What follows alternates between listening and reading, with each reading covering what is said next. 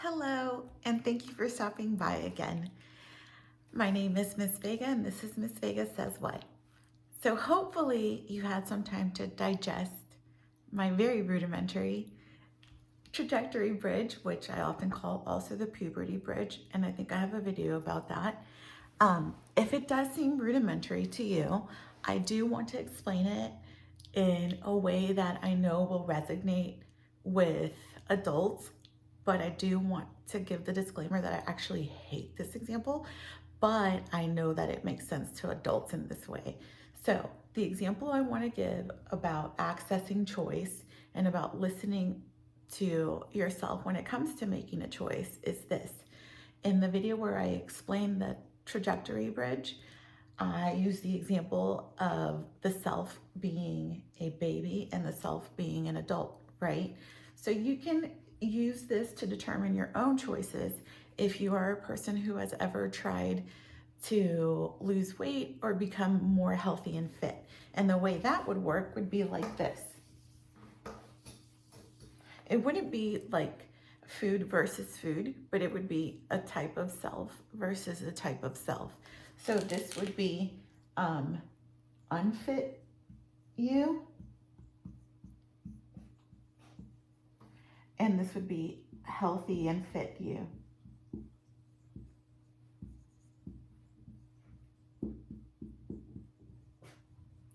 So let's say that you make some choices because you felt too impulsive to your cravings, then you could still reflect and make better choices next time using this, because you would say, like, is this a choice that a fit person would make, or a fit person would make, or an unfit person would make?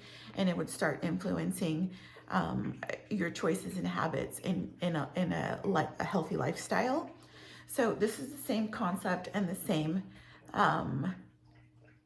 kind of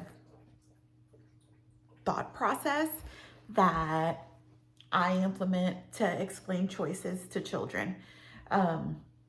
And then in this way, it works the same way, right? So like if you gave into a craving, which would be parallel to a kid giving into his impulse, you could still reflect. There would still be space for change and improvement for the next try. Yeah. And then you start to develop your ability to access where choice comes from, so you don't have to be reactive and reflect, but then you can start being proactive and start making healthier choices the first time around. So I just wanted to wrap that up from that last video, but that is actually not what this video is about. And I am going to push this all the way out of the camera. I don't know.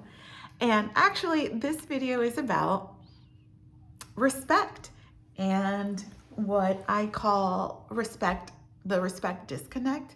So I have taught this lesson to my students as well.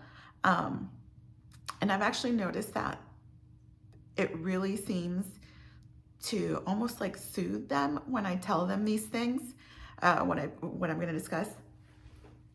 And when I see that they are kind of softened by what I'm about to say, I can tell that it's true for them, for one, and that also that they find relief, like, okay, maybe I can do this better now. Anyway, so the name of this episode is The Respect Disconnect. And it works like this, okay? So oftentimes, as a teacher at least, I'm going to speak to my experience as a teacher, you know, myself included. We get mad at the kids and we're like, oh my gosh, that's so disrespectful. You need to be more respectful and respect me and respect her and respect this, right? And we just kind of use the word respect. But the thing about respect is that it is a tacit concept, and tacit is basically the opposite of tangible, where you can't really, you know, see or touch it. So it's an abstract concept to children. They don't really know, like, oh, real respect, like, okay, yeah, I have that mental image, right? It's not like something tangible, like if I were to say, okay, Pikachu or whatever, and then they could conjure up Pikachu in their minds to have an idea. But with respect, it's not like that, right? And sometimes they do want to ask their adult or say like, okay, well, I'm not, or they say like, I'm not trying to be disrespectful, or what does respect look like? And the adult responds in kind, of course, not without judgment, but the adult responds from their own normal, and they'll say something like, well, my uncle so-and-so was so respectful and he became this and he became a doctor and a millionaire. And then the kid is like, I don't even know that guy. I did not know that uncle, right? So there's like a disconnect, and it's not ill-intentioned, I think, on either part, but I'll make a video about how everybody thinks that their normal is normal, or that everybody finds that their normal is everybody's normal. So I have found that with my experience with kids, that they do want to be respectful, but they have no idea that what they're doing is not respectful because they don't know what respect looks like, right? So, and then they get embarrassed because the responding adults in their life talk to them like, you should already know. How do you not know? How have you gotten this far in life without knowing what respect means, right? So then it kind of shames them into asking less and less.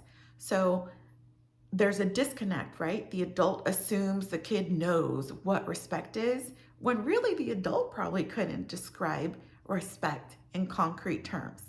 And then the kid is like, I should already know this. I'm way too embarrassed to admit that I don't know what it is.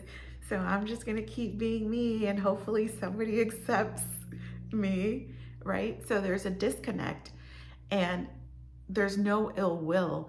It's just that it hasn't been explained in concrete terms. Yes, so that's the respect disconnect. So I tell my students basically this, okay?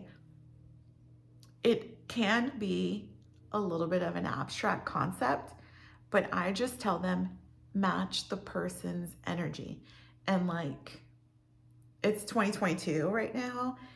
And I mean, I haven't been a Target in a minute, but I know that good vibes, positive vibes stuff is like on and popping, okay, in pop culture. So just tell them that. Respect is just matching the other person's vibration or matching the other person's energy. And so I usually, give them an example and just say like, if somebody's like, hello, good morning, and they're smiling, then you match and you say, hello, good morning, and smile back. And I also tell them, a non-example is if somebody smiles and says, good morning, hi, good morning to you, and you're just like super grumpy, then that comes off as disrespectful to an adult. And kids, I don't believe that they make that connection. Oh, my grumpiness or my like hormonal mood swings comes off as disrespectful to adults. I really truly believe they have no idea. And then the adult is like, they're so disrespectful, but really they're just feeling their feelings. Anywho's, so that's how I explain how to be respectful to my students, is saying match a person's energy. If they're soft and bubbly, then you're soft and bubbly. And then I also explain the flip side, which is if somebody is being disrespectful, if somebody's energy is too hard for you, then you neutralize or soften, which will be another video. But that's basically all I wanted to say about the respect disconnect, is that I don't think either party is wrong. There's no judgment. We just are so used to knowing what we know, and we assume that everybody knows what we know. And they don't. Not even if they're your biological child do they share your memories of your very respectful uncle. So you have to explain it out loud. Thank you again for joining me in this video. I look forward to making more videos for you. And yes, these are googly eyes on my blouse.